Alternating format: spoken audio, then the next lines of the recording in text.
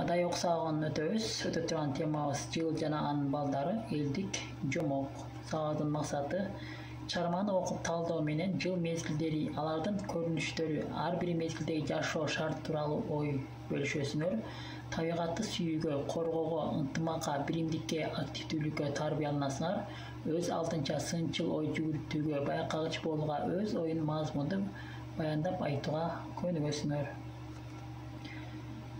Силерге суроо бере кетейин. Жылдын канча мезгили бар? Ар бир мезгилге кайсы айлар кирет? Азыр кайсы мезгил? Силерге кайсы мезгил жагат? Жакса эмнеси менен жагат? Каналдар суроолорго жооп берсеңер болот. Эми мен силерге биринчи бөлүгүн окуп берейин, көңүл коюп уккула. Илгери өткөн заманда жыл аттуу ашкан акылман жашаптыр. Ал аябай боорукер, көп өнөрдү билген адам экен. Анын кыш, жаз, жай, күз деген 4 уулу болуптур. Жылдын экинчи уулу жаз күндү аябай ысытып, булактар соолуп, кургакчылыктан көптөгөн жан жаныбарлар өлүп калышат. Муну көргөн кыш эртеси карды калың жаадырып, катуу, суук кылып жиберет.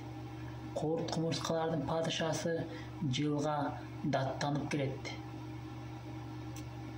Жаз деген уулуңуз күндү аябай ысытып, кургакчылык кылып жиберген эле. Эртеси уулуңуз кыш каар жаадырып, суук кылып жиберди. Көптөгөн чымын-чиркейлер өлүп калды.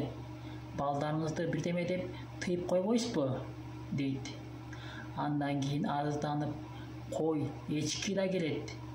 Балдарыңыз күндү бир ысытса, бир муздатып, аябай кыйнап жиберди. Тыйып коюңузчу, дешет. Эми силерге аңгеме боюнча суроолор.